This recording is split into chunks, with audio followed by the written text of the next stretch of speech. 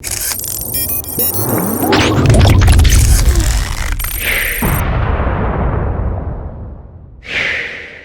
understand that. Chief Femi, Fani Kayode, thank you again for joining us. I wanted to ask you, what's your assessment of the roles played by, say, the federal government, the state government, and of course the leaders across the all region of Nigeria in this, in how this issue of Fulani herdsmen, the clashes in the state and security are playing out as we have it now? I think the role of the federal government has been abominable. I think they have completely failed in their duty to protect the lives and property of the Nigerian people. I think they have encouraged the herdsmen, the killer herdsmen, to do what they have been doing to the people of the Southwest and indeed to the people of the Middle Belt and even the people of the Core North itself over the last 5 years. There's been a total breakdown of law and order. What we are witnessing in the Southwest and in other parts is an army of occupation, well-armed, well-funded, well-organized criminal gangs that extort, that kill, that terrorize, that maim, that rape, and that destroy everything in their path. They're like an army of locusts. And these people have believed that they are well above the law. And the situation in the Southwest particularly is that they have been allowed to settle with their arms in the forests of the Southwest. And the reaction to that 1 year ago was the establishment of the Amotekun to defend the local people because the federal government failed to do so. For some curious reason, the government has refused to designate them as terrorists, even though they've killed more people than probably any terrorist organization in the world, because they've been designated by the International Terror Index as the fourth most deadly terrorist organization in the world. But in Nigeria, they're alive and well. And one cannot deny the fact that there must be a link to this, simply because the president himself happens to be of the same ethnic extraction as these people, and for some reason he's pampering them. But whatever the reasons, there's been a failure of duty on the part of the government to protect the people. And like I said, they encourage them, they pamper them, they support them, and they defend them. They've defended them on many occasions when atrocities were being committed. So that's the position. In terms of the state government, well, the state governors, particularly of the Southwest, have tried their best because they don't have any power over the police. They don't have any power over the military. They can only ask for help. And that help comes sometimes, and it doesn't come at other times. But in the case of the Fulani herdsmen, the help never comes. So what some of them have done is pass local legislation to stop these people from moving around freely and so on and so forth. That has helped to a certain extent. But what they've done is regroup in these forests, amass their power, amass their arms, amass their criminal activities, and sprung on the local population. And people have been killed. Businessmen, traditional rulers, leaders, market women, the rich, the poor, the big, the small, being slaughtered on a daily basis, and nobody is being brought to book for this. So that's the position. The government has failed. The government will continue to fail. And as long as they refuse to designate these people as terrorists, I don't see much joy coming at the end of this. This will continue. And I pray that it doesn't degenerate into something else. Okay, thank you very much. You mentioned that the federal government has failed, and you mentioned that it's for some reasons best known to them.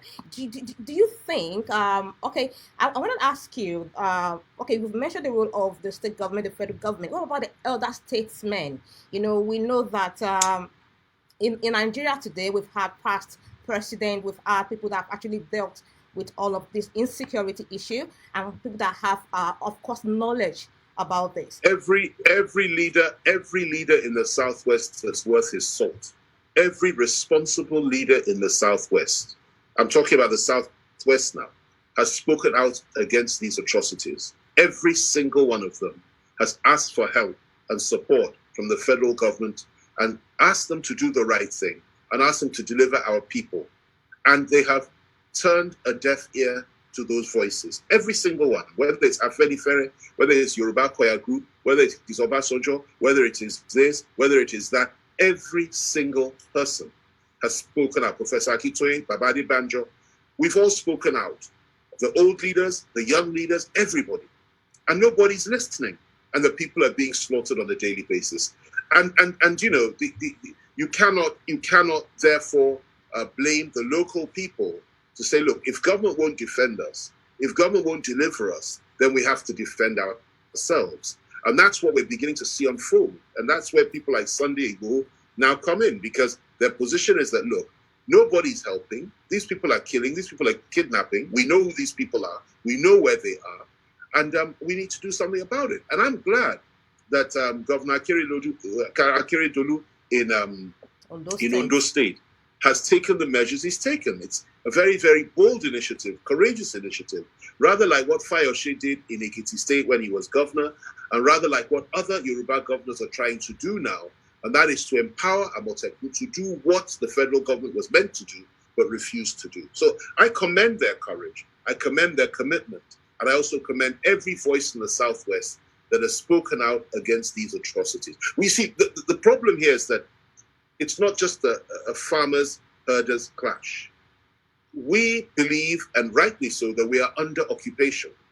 And when people are under occupation, it does not bode well for the unity of the country. And what makes it worse is that when we complain, when we say this is too much, when people's homes are burnt, their children are raped, their wives are raped before them, their children are slaughtered, they're all slaughtered in large numbers. We're not talking about small numbers, hacked to pieces, all kinds of atrocities being committed, ethnic cleansing, genocide, but they refuse to use these words simply because it's not politically expedient to do so. But that's what's going on. And when we complain that this is what is going on, you have groups like Mieti Allah, the umbrella organization for these herdsmen, the Northern Elders Forum, and the Arewa Consultative Forum will come out and then say, we are asking for war when we say that our people should not be killed by their people. This is unacceptable.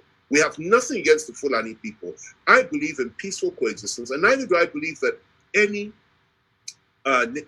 anybody has the right to give eviction orders to any ethnic nationality. I do not subscribe to the view that Fulanis should all leave the Southwest, and neither do I subscribe to the view that Igbos should all leave the North, or anybody has the right to tell a whole group, ethnic nationality, to leave any other part of Nigeria. However, I do believe that people that have been identified as killers and murderers and terrorists, and those that seek pleasure or take pleasure in slaughtering others, that it's right and proper for the government to flush them out and bring them to justice. And it's right and proper, if the government fails, for the local people to say, look, enough is enough. We know who you are. We know what you're doing. Leave us alone. Stop killing our people and get out of our territory, or else we will defend ourselves. It's perfectly natural to do that. And by the way, it is also lawful. Nobody should feel threatened by that. And what the Northern leadership should do is tell those Fulanis that are committing these atrocities to desist from doing so and leave the territories. That's what they're supposed to do. Sadly, they failed to do that. Okay, so you say it is lawful to ask the Fulani herdsmen to leave. And I want to ask you now, Mr. Sunday Adeyemo, the popular Sunday Igboho, is a citizen of Nigeria, just like every other person or individual living in the country. And would you say his action is legitimate to have asked a group of people to vacate a particular place in Nigeria? As a citizen, does he have the authority to do so? Somebody comes to your house to try to kill your family, and succeeds in wiping some of them out. That will never happen to you. I'm just using it. Or let's say somebody else. They go there, they pillage, they kill, they rape, they slaughter, and the owner of the land and the house will now say to them, "Listen, you have no right to stay here and you have to leave." And they tell you, no, we're going to live in your sitting room and there's nothing you can do about it. After all, the federal government, the police, the authorities have not asked us to go. We have a right to occupy you. We have a right to rape your women. We have a right to kill your children. We have a right to slaughter you and take everything that belongs to you. Do you really believe it's illegitimate for the owner of that land and the owner of that house to say, listen, either you leave or we're going to have a conflagration here, because I cannot continue to be your slave and I can't continue to allow you to slaughter my people? It's as simple as that. Now, he has not asked for all Fulanis to leave. If he did that, I would oppose it. I would oppose it. He has not asked that the whole of, every Fulani person should leave those areas. He does not have the right to do that. But he certainly has the right to say those that kill and kidnap and maim must leave. And he did precisely that, and it worked. And he went to them peacefully, without any arms. They tried to shoot him. They pointed guns at him. They shot guns at him. He disarmed them, and he said, I've come in peace, but I want to see your leader. He spoke to the leader. He said that the leader accepted that his boys slaughtered a very prominent businessman that came from abroad, a Yoruba man, and established his business and employed over 200 people in that area, and him and so many others, that the man acknowledged this, and that he now told him, produce the killers. If you don't produce the killers, please, you and these killers must leave. And he also said that the Seriki himself had, got a kickback, whatever you call it, from the killings. Now, these are very serious allegations. And in a serious country, the police ought to investigate this, invite the man and arrest him. Instead, the man that said, stop killing our people, stop raping our women, and stop kidnapping our people is the one that's being threatened with arrest.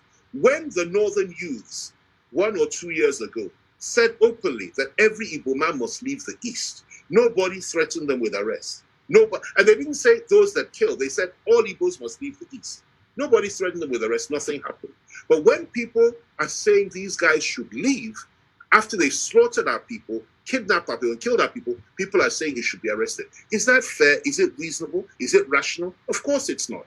And we're not prepared to take it anymore. And let me tell you, his actions reflect the views and have the support of 99% of Yoruba leaders and Yoruba people. He has spoken the minds of virtually every single one of us. And I commend his courage. And I would urge the government to be extremely careful in how they handle him. If you kill him, there will be a terrible reaction in the Southwest. If you arrest him, you're going to make him a hero. If you kill him, he becomes a martyr. If you arrest him, he will become the greatest hero since probably Balu Boderinla, who delivered us from the Fulanis in 1840 and pushed them back from Oshobo back to Ilori. So this is the dilemma that the government has. Now, what's the solution? Do your job. Go in there, disarm these people, fight them, and take them out and bring them to justice. It's not for the ordinary people to do that. It's for the federal government to do that. But they have refused to do it simply because they have ethnic affinity with these people, and they are pampering them, and they're encouraging them, and they're supporting them. Indeed, you have mentioned that some of the claims are made by Mr. Sunday Adeyemo. They are very serious allegations, and we can't, of course, confirm any of those at the moment. I just want to put that on record. And while you were talking, well, let me just say this, okay, just before I acknowledge what you've said. I happen to believe those allegations. Why? Because every traditional ruler in that area has confirmed what he has said. Every single leader in Okeogun area of Oyo State has said the same thing, and it's not a new problem. It has been going on for a number of years now. So that's the position that we've taken, and virtually every Yoruba believes that. All right, thank you very much. You spoke about political expediency, and I want to refer you to a statement on your website.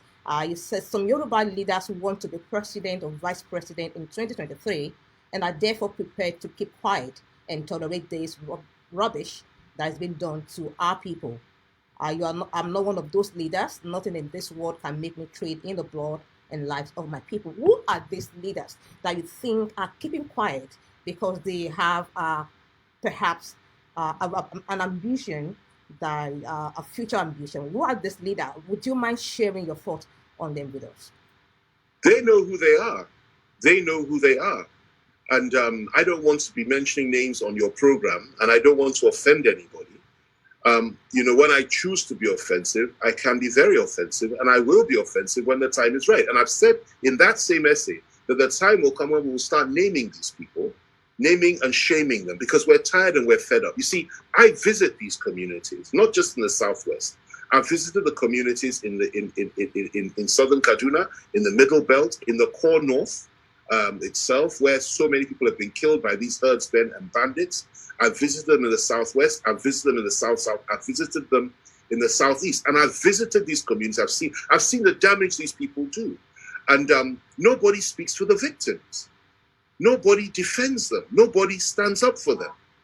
it's almost as if they're being sacrificed. And I'm talking about huge numbers. Zamfara State, for example, up until the time the new governor came in, 300 to 400 people were being killed on a daily basis. Nobody cared. This, to me, is unbelievable. It's almost as if we've all become sociopaths. We have no empathy with the victims. Now, in the Southwest, particularly where I come from, what has been going on there is nothing less than occupation. Literally, you have an army of Fulani herdsmen. If you're herding cows, why do you need AK-47s? If you're herding cows, why is it you're kidnapping people? One of our leaders, when the daughter of the leader of the Yorubas, leader of Fani Kayode, Baba Fasoroti, his daughter was killed. One of the leaders, one of our prominent leaders of Southwest, went to pay him a visit, condolence visit. And when he was told that, look, we all know who did this, and the Fulani herdsmen did it. And his question was, where are the cows? Where are the cows? Well, of course, he got his answer about 2 months later when those that committed this heinous crime and murdered this lady, beautiful lady, were caught. And of course, they were Fulani herdsmen. So there you are. Many of our leaders were living in denial. But what Sunday Igboho has done is that he has galvanized the thinking of every Yoruba person. And even the leaders are now coming out openly. Only one or two have not said anything. I know who they are. I will not mention them now. But we're waiting, and we will see at the right time. We will name them and we will shame them. And let me also say this, in fairness to them, there is a time for everything. I know that they feel as bad as, you and I do and everybody else does. I know this because I know these people. And one thing about the Southwesterners is this, a lot of people don't know, is that we always come together, regardless of political, religious, or religious, or perhaps tribal, or ethnic divisions, because we have tribes within Yoruba land. We always come together when there's an existential threat. It happened in 1840. It happened in 1840. It happened in the Civil War. It has happened over and over again, over June 12th. So it really doesn't matter what party you're in, what your religious faith is, whether you're in Ijebu and Ife and Oyo, or whatever it is, even a Lagosian. At the end of the day, when there's an existential threat, we always come together and we resist that threat. So I still have hope that these people will not allow their ambitions, their vain ambitions, to becloud their better judgment. And if they do, well, they will only have themselves to blame. People like myself, though, will always stand with and for the people, because we have to have a people to lead and to rule over. We're not going to rule and lead corpses. And the priority has to be the welfare, security of our people. And that's why you call yourself a leader. And I'm proud to be one of those that has stood up to do that. Okay, I want us to go back to Mr. Sunday Adeyemo Igboho himself. You've spoken and you said that you, as one of the leading voices in Yoruba land, and you've let us know that this is what the leaders are saying. This is their stand. Have you met Mr. Sunday Igboho himself, physically, personally? Have you met him? The point is that of course, he's somebody that I know well, and somebody that he's not, see, a lot of people don't understand, this young man is not just an activist. This is somebody that is very seasoned in many, many things and in many skills. And he's captured the imagination of the Yoruba people. He has voiced their sentiments. Enough is enough. That's what he's saying. He's not a radical. He's not a murderer. He's not a thug. He's not a killer. He's not somebody that's looking for trouble. He's simply saying enough is enough. And that is why many of us support him. And I will say that I'm very proud of his efforts because he's managed to achieve in the space of just 2 or 3 days what many of us could not achieve in many, many years. And like I said in one of my write-ups, if he continues in this way, he will be regarded as one of the greatest heroes in the Southwest, ever since this country was established. And I sincerely hope that he does. I do not encourage violence, and I don't believe that he does either, and I would not suggest he would indulge in violence. But in terms of awareness and in terms of self-defense of our people, in the event of our people not being defended by the government or protected by the government, he's somebody that I admire immensely, and I want to encourage him, and I stand with him. Thank you very much. If you just join us this now, BBC Preaching, we did live with Chief Fani Kayode, and we did discuss the issue of Fulani Earthmen and the clashes and the security issue in the Southwest. As we speak, I know for a fact that the Southwest governors will be meeting with the Mieti Allah leadership in Akure, the Ondo State capital, today, alongside the governor of Ondo State, of course, Arakunrin Rotimi Akeredolu. I'm sure you're aware of that, of course. All right. Yeah. So I'm going to ask you a question, but before that, if you had a seat, say you had a seat, say you were a governor and you had a seat, what would be your position today at that meeting?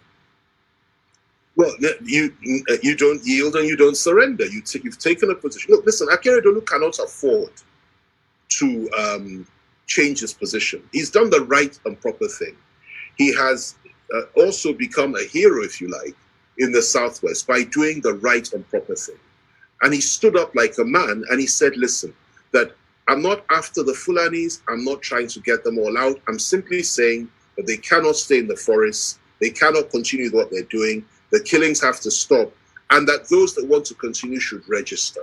I really don't see what the song and dance is about that. He's saying they cannot just sit in the forest and continue with what they've been doing all these years. That's the right and proper thing to do. Anybody that suggests to him that he should change his course, he should allow them to continue, is not serious and is, downright irresponsible and also dangerous. Because let me tell you, if he does not do what he has said he's going to do, it is only a question of time before the ordinary people say, to hell with him, to hell with the federal government. We will take the law into our own hands and we will do something about this. And nobody wants it to get to that point. So he's doing the right and proper thing. And I would encourage him to stand firm, to hold his head up high, and to consider the sentiments and feelings of his people rather than what some of his colleagues may want to tell him. But I doubt any Yoruba governor will tell him to change his mind anyway. Maybe others, but not Yorubas. Okay, sir. And we want to talk about, you mentioned Amotekun the other time, and we know that this security operative was set up to... You're breaking a little bit. Can you hear me now? Can you hear me? Yes, I can. Can you hear me? I don't know if you can hear me.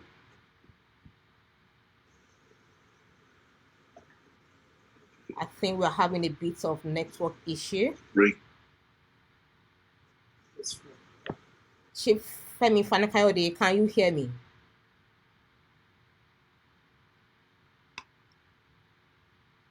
If you just join us, this still will still day on top live interview with Chief Fani Kayode. We've been to talk about the issue of Fulani Earthmen and Farmer Elders Matters for Southwest Nigeria.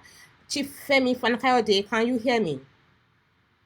Yes, I can hear you now. All right, we're having a bit of network challenge there. Yes, before that short break in transmission, I was just about to ask you that we all know that Amotekun, the security outfit for the Southwest, was set up to tackle security and, of course, provide support for the main security outfit. Do you think they are capable enough, they are effective enough, they have the wherewithal to nip this in the bud? Well, I sincerely hope they do. I think they're doing a pretty good job within the available resources they have. Most importantly, they have the support of all the Southwestern governments, and that's commendable. I think they still have a lot of work to do because, frankly speaking, these people are embedded like an army of occupation in our forests, and they have not been rooted out. The truth of the matter is this: it will take the military itself to flush out all those people.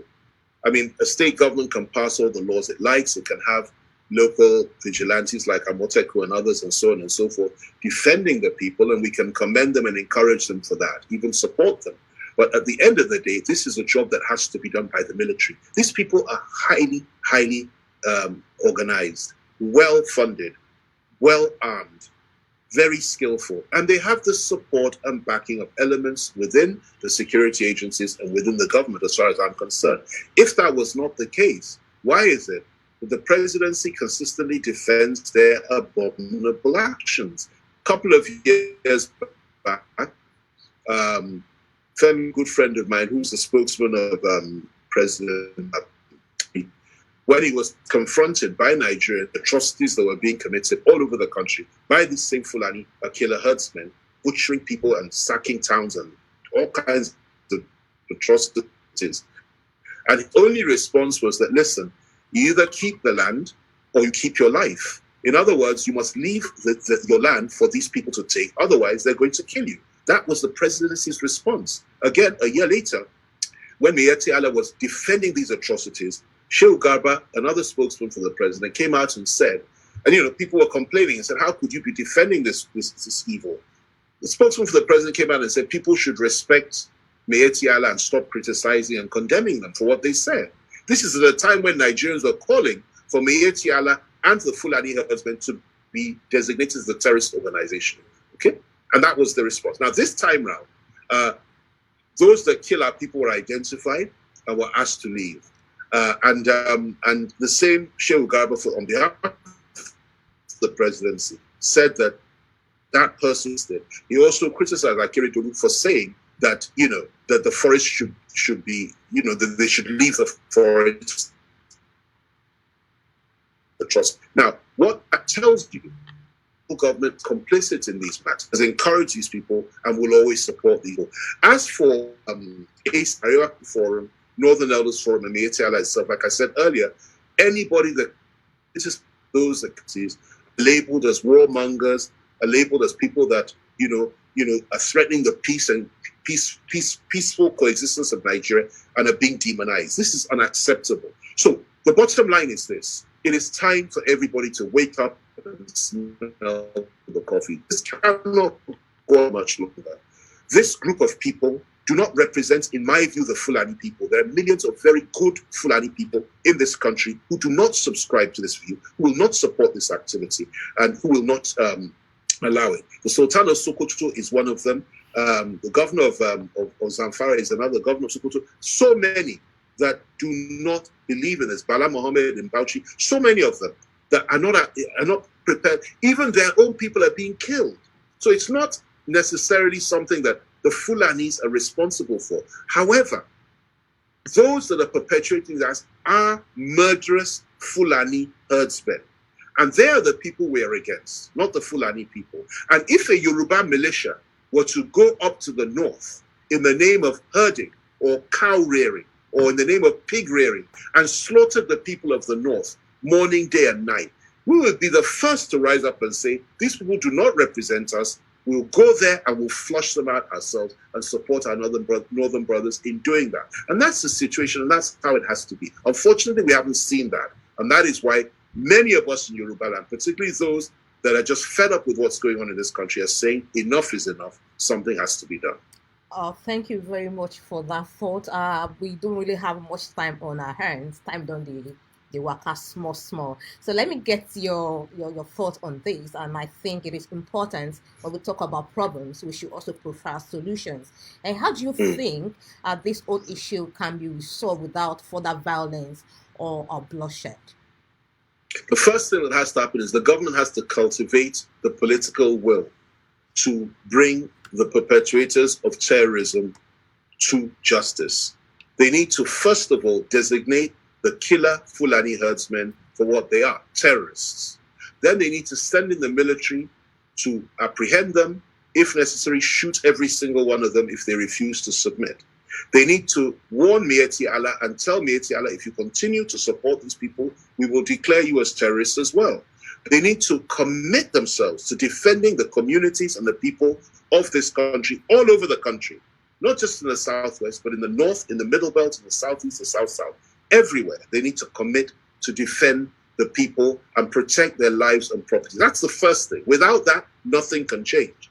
Once they've done that, then you now look into legislation, which you're prepared to enforce, which is to ensure that these people operate in a reasonable, human, decent, civilized manner. You can't just bring your cows into people's homes and eat up all your farm, take that. This sort of thing is barbaric. You can't do that. There has to be regulation at federal level and state level. and you come to some kind of agreement as to how they're going to manage themselves and what they're going to do, what they'll be allowed to do, what they won't be allowed to do. Something similar to what Akeredolu is doing in do now, something that Fayose did successfully in Ekiti. And I believe all the Yoruba governments are trying their best to do that. Because you see, they know what the reaction of our people will be ultimately if they don't. So this is the way forward. And that is what we have to work on. But the question you have to ask yourself is this. A man that went to this Sebuke in Ibarapa in Oyo State in 2001, who is our president today, and he went there to go and meet the governor of Oyo State, the then Lamadeshino. He's passed on now. And Buhari went there, General Buhari, because there was a clash between the Fulanis and the Yorubas at that time, 2001. And when he got there, the first thing he said to the governor was that, why are your people killing my people? That is a former head of state.